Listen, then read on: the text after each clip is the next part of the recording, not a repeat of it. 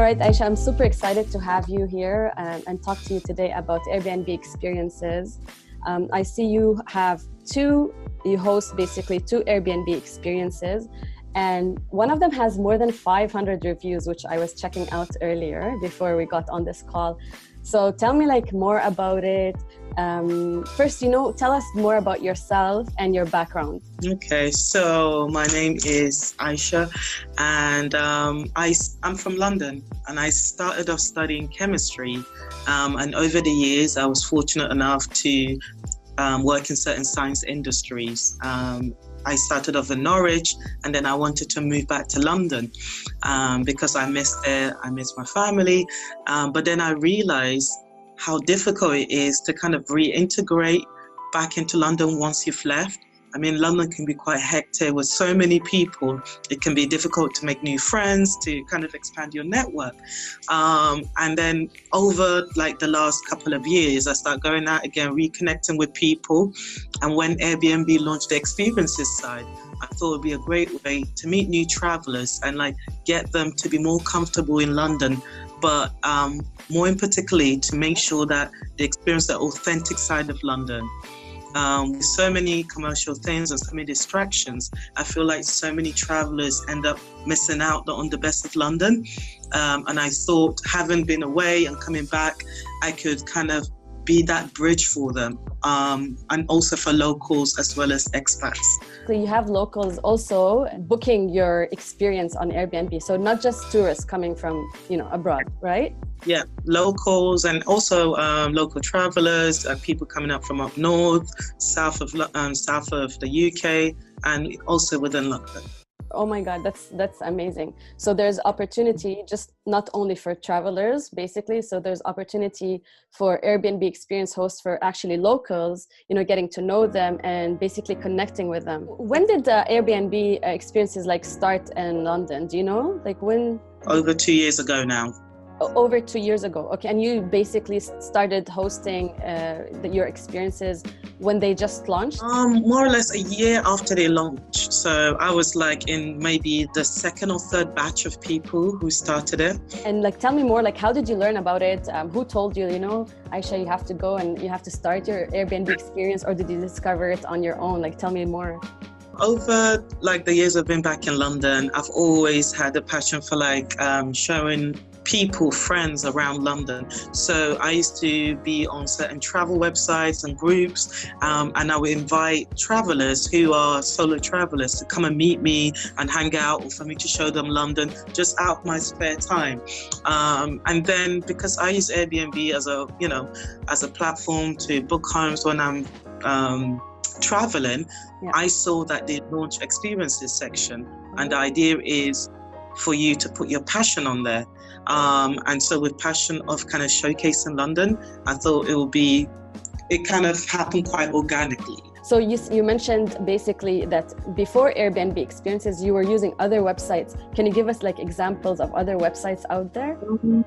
So Meetup, Couchsurfers, they all have travel group sites, group pages, so just using those really. Okay. I didn't know there's more basically websites out there where people can also just not depend on Airbnb experiences to have their experiences fully booked, but to use other platforms out there to do that. But do you find Airbnb experiences are getting you more bookings? Is it more organized as a platform? Tell me more. I think since when Airbnb launched experiences, they've increased dramatically, in terms of what they're doing. I've been to some travel shows. A lot of people were looking at Airbnb to see how well they would do. Mm-hmm. And since seeing the progression and their growth, other platforms like TripAdvisor, Booking.com, they've all started doing experiences because they've kind of seen that organic growth and that kind of rapid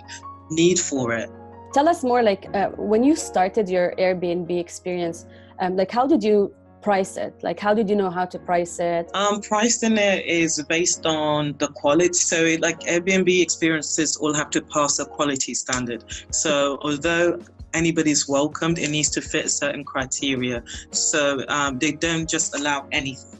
So that quality of standard, I feel like, is quite important. And in terms of security checks on who is doing that, I feel like that adds extra reinsurance, not just for me as the host, but also for the travelers. So if once you've got your experience, it needs, in terms of the price, needs to match the product. And like, tell us more about, you know, one of your experiences. Let's like take the Discover London Secret Bars. Like, let's say I booked my experience with you. Take me along. Like, how? Let me imagine like how it would be. How does it feel like to, you know, get on this experience with you? Okay, so London Secret Bars is so unique. I mean, I use the word a lot, unique or authentic, because it really is. So like, despite London being so historical, it does have this element where it's got hidden passages and secret bars. And these secret bars sometimes are in plain sight, but because of how busy Londoners can be and how busy we can be in life, or sometimes not paying attention, we miss these things. And what I wanted to do is show people and reveal them to them so that we can go off and enjoy it. And so that was one of the particular reasons why I started it. And so when you come on this experience, there's this sensation and feeling that you are experiencing something new, something not everybody gets the privilege to have. Especially travel. Locals might know where those things are, but I've had friends for years that didn't know the places I go to exist. So that's what makes it even more special. And each bar we go to is very unique. It has its own theme. It's got something special about it. Some of the drinks we have, they experiment on tastes and textures. Some come with a story. So you're not just going to a bar and having a drink, you're taking the whole experience that comes within that venue as well. And we tend to go to certain shows as well and music nights. So I have a lot of friends who are performers, they're singers. So they put on music nights in secret bars as well, and all around London. So what we do is we go to those as well, because they create like intimate live concerts. So, you know, it's like more than just like a bar crawl. It's all this discovery. And whilst you're on there, you're able to meet new people. You know, I tell you more about London, give you recommendations, you know, and we just literally enjoy the night. It's in kind of a, it's in a kind of cute, lavish way. Do you take them to, like, let's say you have one booking, let's say today, and then another one tomorrow. Do you take them to the same spots, or you kind of twist around? You change them? Yeah, I want to say I didn't want to get bored either. So I do try to change the nights, the routes, so that they are as authentic as possible. So how do you keep up this amazing review rating on your page, basically? I just concentrate on providing a quality experience. So I've been on experiences myself, and some people do it differently. Some people ask for reviews and they keep asking, and let the guest make up their mind. Like, if that experience is so good enough for them, they will leave a review. You know, so it really is up to them. I mean, I've hosted so many people, and you know, sometimes we can all get lazy not to put a review, but those that really want to and they really appreciate it, they put it on to let others know. I think the hardest part is at the beginning, when you're just starting your Airbnb experience, you know, because you do want to get a couple of reviews. So did you like kind of ask them at the beginning? I just tell them as well. Like, so if you're hosting your first one, you can tell them, hey, I'm new, you know, ask for feedback, and just ask them, I'm new, I'm starting this experience. Let me know how it goes at the end. If you really like it, I would appreciate to leave a review. Just something along those lines. And people are quite understanding. And do you have your calendar like open for every day, or how does it work with you? Because I know you told me earlier off camera, like we were saying, that you are a chemist, which is amazing, and you do it, you know, as a side hustle, basically, right? I just open my calendar based on the times that I'm free. Okay. When I'm available. So, which is so I put it as when I know I can do it. So I love that flexibility, and since starting, it's just opened a lot more doors to become an entrepreneur and to improve, and to kind of share the stories as well of how it makes, especially women, I think, more empowered and more, it gives you like that drive to kind of do something for yourself.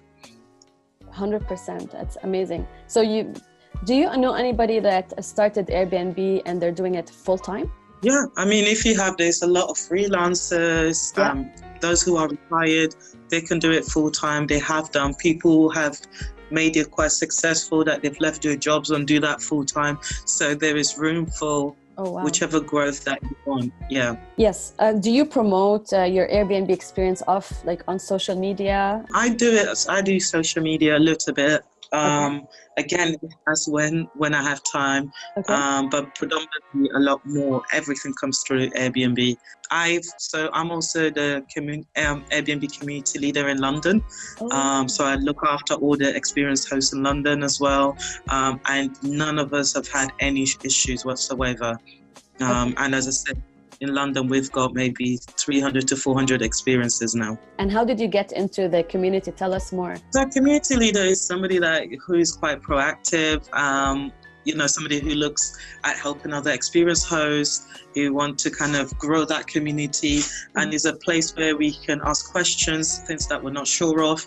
And it just gives like other people like me, locals, kind of another friendly face as opposed to having to always speak to Airbnb. And tell us like something, funny or unique happened in one of your experiences, like all sorts of stories. I mean, especially with my elderly experience. One of the guests, so we went to a cabaret show and they invited her on stage, and she used to be a burlesque dancer.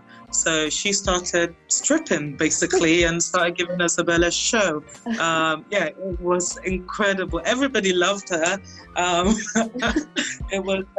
It was unexpected, but it's nice that when you are in certain spaces, people feel comfortable enough to be themselves. And, she didn't care. She just wanted to be part of the event and to be part of the show. A lot of my guests in my experience actually end up telling me their life stories, telling me about their problems or, the things they feel, the reason why they travel. So it's very interesting because you do meet all these people from around the world, people that would never cross my paths, but they do. That's amazing. That's like an experience for you as well on its own, to talk to all these people. And so, Aisha, thank you so much for, conducting this interview with me. Where can people follow you? How can they find you? And if you can tell us the names of your experiences so that, anybody watching that would like to connect with you. Sure. My experience on Airbnb is called Explore LGBT London After Dark, and you can find me on social media at When Night Falls in London. That is predominantly like my LGBT travel kind of Instagram. I put all the photos, the videos from our night. It's a really, really fun kind of Instagram to have. And then for my secret bars, I want to keep that quite exclusive, because I believe like secrets are supposed to be shared but not revealed. But again, thank you so much for taking this interview with me.